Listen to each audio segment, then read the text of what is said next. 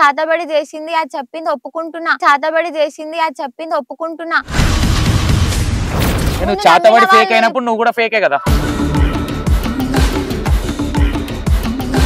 శివశక్తులు కూడా చాలా మంది నీకు దేవుడు వస్తున్నా, వాళ్ళందరు చెప్పిన అవద్దమా? శివము కూడా తప్పని ఎవ్వరు మీ వాళ్ళు కూడా అంటలేరు. యూట్యూబ్ లో అదేందో ఇంటర్వ్యూ విషయాన్ని కొడితే సౌందర్య ఇంటర్వ్యూ విషయాన్ని వచ్చింది. బయటికి వెళ్తే కాలు తీసి కాలు పెడితే కాలు కింద మట్టి తీసి షూ అంటే చచ్చిపోతారంట. మరి అట్లాంటప్పుడు ఎట్లా బతికినవు తల్లి నువ్వు? వాడు శాతబడి చేసేటోడు నేను వాళ్ళని నిగ్రహించుకొని వాడే అనుకుంటే నీ వంటి మీకు దేవుడు ఎప్పుడు రాడు కదా. అటువంటి పొలిమేర దాటాలంటే బతికిరు. సావుకు పిండం పెట్టుకోనికే పోయిరు వీళ్ళందరూ. నేను చెప్పిన ఆ రోజు చెప్పిన, ఈ రోజు చెప్తున్నా, సావుకు పిండం పెట్టుకుంటారు అని చెప్పిన. ఎందుకను మీరు మాట్లాడే ప్రతి మాటకు ముందో మాట వెనుకో మాట ఏమొస్తుంది? పూజ చేయకపోతే నాశనం అవుతారు, నేను చూసుకుంటా, నా ఉగ్ర రూపం చూస్తా అనుకుంటున్నావా అంటే ఏ దేవత అయినా శాపిస్తుందా ఎవరిదన్నా? మరి సౌందర్య ఎందుకు శాపించింది? అవును, ప్రాబ్లం కాకపోతే చెప్పమని వీళ్ళే చెప్తారన్నా. ఎవరు చెప్పారు? అంటే జనాలు అది అడుగుదామన్నా. జస్ట్ చిన్న క్లారిటీ అంతా చెప్దాం. ఒక్క నిమిషం నా మాటేనండి.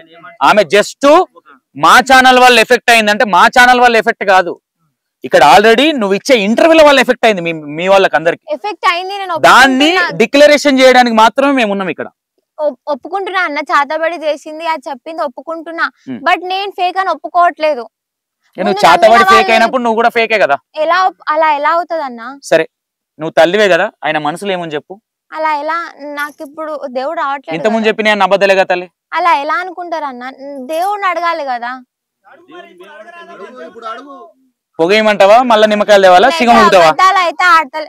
సరే, నేను అబద్ధాలే ఆడుతున్నా అనుకో, నా దగ్గరికి 100 మంది వచ్చిర్రు, అందరు ఊగే వాళ్ళే వచ్చిర్రు. శివశక్తులు కూడా చాలా మంది నీకు దేవుడు వస్తున్నా, వాళ్ళందరు చెప్పిన అవద్దమా? సిగము కూడా తప్పని ఎవ్వరు మీ వాళ్ళు కూడా అంటలేరు, నేను నమ్మిరు. నీకు దేవుడు వచ్చుడు అబద్ధం కూడా అంటలేరు. మరి కానీ నువ్వు మాట్లాడే విధానం ఉంది చూడు, అది నేను ఏం చేయలేను తల్లి. ఒక మాట, దేవుడు శాపం ఇస్తేనే చచ్చిపోరు జనాలు. శాపం ఇయ్యట్లేదు, కొంతమంది నోరు కూడా ఉంటది, వాళ్ళు అనుకుంటున్నారు అలా శాపం ఇచ్చినా.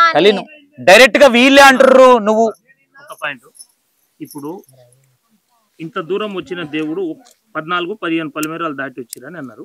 ఒక్క పొలిమేర దాటనికి ఎందుకు శంకిస్తున్నాడు అని అడిగినాం. అది మా పొరపాటు అయింది ఒకటి.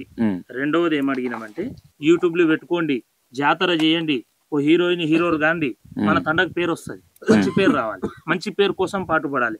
కానీ మాకు అనిపించిన బాధల్లో ఏడంటే, మేము చాలా గట్టి కోరుకున్నాం తండోలో 3 రోజుల నుంచి. ఏం కోరుకున్నాం తెలుసా? అమ్మా ఏ దేవుడు వస్తారో నాయన మమ్మల్ని కాపాడి. ఎందుకని? అరే యూట్యూబ్ లో అదేందో ఇంటర్వ్యూ విషయాన్ని కొడితే సౌందర్య ఇంటర్వ్యూ విషయాన్ని వచ్చింది.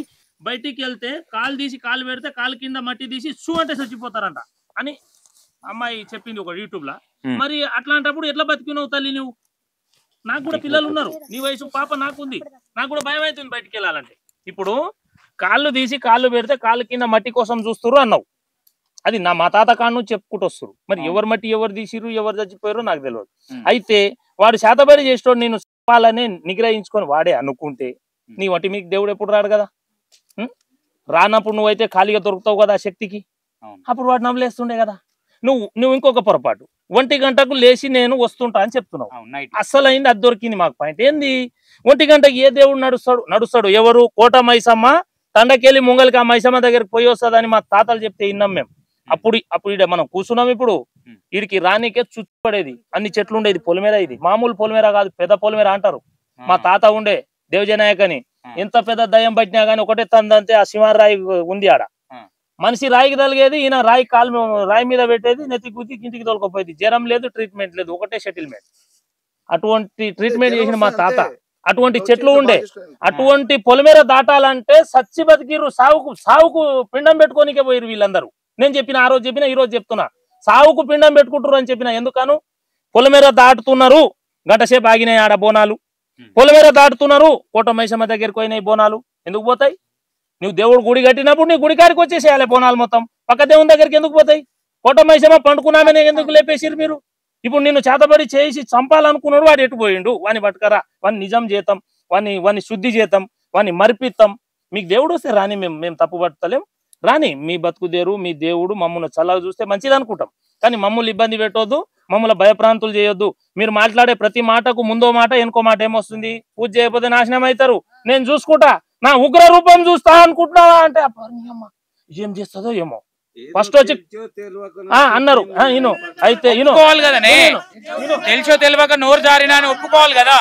నువ్వు చెప్పే అయితే ఒక్కటే విషయం వచ్చి అమ్మాయి వచ్చి ఫస్ట్ కోడి కోయాలి, ఫస్ట్ కోడి కోయాలి, కోడి కోసి నైవేద్యం పెట్టాలి, 7 కోళ్ళు కోయాలంటే ఇగో ఈ భాస్కర్ అనే వ్యక్తి, నేను, వాళ్ళ నాయన, ఈ పాప, మావోడు ఇప్పుడు రమేష్ అనేటువంటి కొడుకు, మేము 5 మంది వచ్చినాం.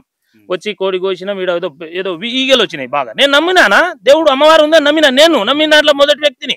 కానీ నేనే చేతపడేవాడిని అని పేరు చెప్పి తండ్రులు మొత్తం ఇప్పటికీ నమ్మాలి ఈ కొడుకులంతా. ఎందుకు చెప్తున్నా అంటే ఎందుకంటే దొంగలు వీళ్ళు. ఎక్కడ మోస్తే అక్కడనే మోస్తున్నారు, ఎక్కడ సందు దొరికితే అక్కడనే జారుతున్నారు. ఒక్క నిమిషం, నేనేమన్నా వీడికి వచ్చిన ఓ పాము ఉరికింది, పాము అయితే కనిపించింది, ఉరికింది. తర్వాత పెద్ద పెద్ద గండు ఈగలు వచ్చినాయి. మేము అనుకున్నాము అమ్మాయి ఈడికెళ్ళి లేచి ఉరుకుతూనే ఉంది, ఇక్కడ పోతుందని ఎంబడి పోయినాం. పోతే గీడ అమ్మవారు ఉంటది, మధ్యలో మైసమ్మ అని అంటారు. మేము మనకు తెలియదు, ఆమెకు తెలుసు, ఎందుకు తెలియదు? అయితే తెలుసు అందరు పూజ చేస్తాం కదా, ఆయన కూడా ఏటలకు వస్తాడు. అయితే ఆమె ఈడ ఆడుకురికింది, ఆడుకోయింది, ఒకటే సిగ మూగుతుంది, గుడికి ఆడుకోయి అరే అమ్మాయికి మేమే దండం పెట్టినాం. అమ్మ తెలుసో తెలియక అమ్మవారు చిన్న ఆమెకు పై నిండింది, మేము వచ్చినాము, దండం పెడతాం తల్లి, ఫస్ట్ పూజ నీకు చేసినాకనే మేము యువతల చేస్తామని చెప్పి దండం పెట్టినాం, శాంతి చేసుకున్నాం, వచ్చినాం. 7 కోళ్ళు కోయమంటే నా చేతితోటే కోసిన, 7 కోళ్ళు కోసినా, అన్నం వండినా, అన్ని చేసినా, నైవేద్యం పెట్టినాం, అందరికి తిండి పెట్టినాం, అయిపోయింది, తిన్నాం, పోయినాం. 7 పోయి 10 అయినాయి, 20-30 కోసిరు, 7 అనుకోని వచ్చినాము, 20-30 కోసిరు, అందరు పండుగ లెక్క చేసి. దీన్ని క్లోజ్ చేద్దామా ఏంది? మేము అనుకునేది ఒకటే అన్న, కంక్లూజన్ ఏంటి, అమ్మాయిని అడిగేసి క్లోజ్ చేసి అమ్మవారు చెప్పాలి, మనం అమ్మవారిని అడుగుదాం. తల్లి వాళ్ళు కూడా నమ్ముతున్నారు, నీ శిగం వచ్చేది వాస్తవమే, కానీ నువ్వు అనే మాటలు ఉన్నాయి చూడు. అవును మీరు మాట్లాడు, కరెక్ట్ అమ్మ.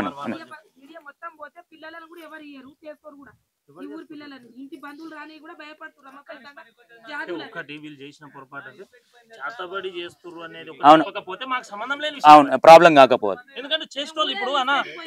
చెప్పమని వీళ్ళే చెప్తారన్నా, చెప్పొద్దు అంటే జనాలు వీళ్ళందరు మాకు తెలిసిన వాళ్ళు కూడా చెప్పండి అని చెప్తారు. వాళ్ళు కూడా నాకు పర్సనల్ కూడా అడిగిన వాళ్ళు చాలా ఉన్నారు అన్న. నీకు దండం పెడతా తల్లి, పర్సనల్ గా కూడా అడిగిన ఒక్క నిమిషం తల్లి, నేను ఒక మాట చెప్తా. ఇది సిటీ కాదు, హాస్టల్ ఉన్నంత ఈజీ కాదు, ఇది ఊరు తెలుసు అన్న, తెలుసు కదా. కోపం ఎక్కువ అని నువ్వే ఒప్పుకుంటున్నావు, కోపం ఎక్కువ ఒప్పుకుంటున్నా, నోరు జారుతున్నా అని నువ్వే ఒప్పుకుంటున్నావు. కొంచెం జారుతున్నా ఒప్పుకుంటున్నా, కొంచెం జారినా ఎంత జారినా నువ్వు ఒక ఇప్పుడు అవునా ఏం లేదే. నాకు చిన్న డౌట్ తల్లి, ఎందుకంటే చిన్నపిల్ల ఈమెను కాదు అనేది, ఏదన్నా తల్లిదండ్రులు అనాలి, ఏది అడిగినా తల్లిదండ్రులను అడగాలి. నేను అదే అందుకే ఇప్పుడు అన్న ఉరుకులాడితే పనులు కావే, ఒకటి సబ్జెక్ట్ తెలియకుండా ఊరికి ఇప్పుడు అన్న నేను పొద్దున రాకుండా క్వశ్చన్లు నేను కరెక్ట్ గా పాయింట్ తీసుకోకపోతే ఈమెను క్వశ్చనే అడుక్కొని వెళ్ళిపోతే అయిపోవు కదా. మీరు ఎన్నో పోలీస్ స్టేషన్ లో కంప్లైంట్ ఇచ్చుకోవాల్సి వస్తుంది ఇలా మీద. కరెక్ట్ గా తీసుకోండి, 1 by 1 వెళ్ళాలి.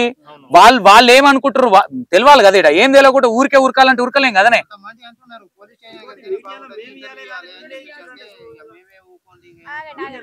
సరేనే, మీరు 3 రోజుల నుంచి మీరే తపన పడుతురుగా ఎట్లా వేయాలని. ఇదే అనుకోండి. రాగురి తల్లి మైక్ ఉందా ఆమె దగ్గర?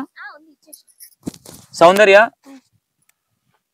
ఆల్రెడీ అయిపోయింది, దేవుడు దయ్యము ఇవన్నీ అయిపోయినాయి, ఓకేనా. ఇప్పుడు అస్సలు ఫైనల్కి వచ్చింది. నువ్వు ఉల్టా సీదా మాట్లాడినావు అనుకో, మళ్ళీ ఇది మళ్ళీ మొదటికి వెళ్ళిపోతుంది. నువ్వు మాట్లాడిన మాటలకి మొత్తం ఇక్కడ మొత్తం మీ గూడె మొత్తం ఉంది.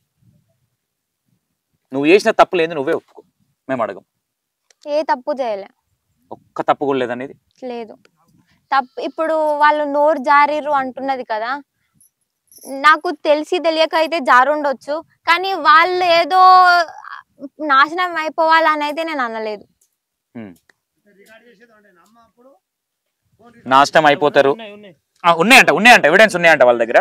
సరే ఇప్పుడు ఏ దేవత అయినా ఒకటి మనం ఇప్పుడు నువ్వు గుడి ఎందుకు వెళ్తావు, నేను గుడికి వెళ్తే కదా తల్లి, మంచిగా ఉండాలి, మనం మంచిగా ఉండాలి, మంచి హస్బెండ్ దొరకాలా, లేదంటే మనం మంచి డబ్బులు సంపాదించుకోవాలి, దానికోసమే కదా. ఏ దేవత అయినా శాపిస్తుందా ఎవరిదన్నా? మరి సౌందర్యం ఎందుకు శాపించింది? చెప్తున్నా కదా అన్న, నేను కావాలని అయితే అనట్లేదు, కావాలని అయితే అస్సలు అనట్లేదు. నిజంగా చెప్పాలంటే నీకు దేవత కంటే నీకు దయ్యం పట్టింది అనొచ్చు. అలా ఎలా అదే నీకు తెలియకుండా ప్రతి దానికి అలా ఎలా ఇంకా బుర్డి కొట్టక అయిపోయింది ఆల్రెడీ. నువ్వు ఒప్పుకున్నానేమో పాపం వీళ్ళందరూ ప్రశాంతిస్తారు, లేదంటే నీ అమ్మా నాన్నకి ఎఫెక్ట్ పడుతుంది, నీ అమ్మా నాన్నకి ఎఫెక్ట్ పడుతుంది. అది ఆలోచించు. మళ్ళీ ఏమంటున్నావు, నిమిషానికి ఒక మాట మారుతుంది. నేను అన్న ఆవేశంలో అంటే దేవుడు ఎట్లా అంటాడు?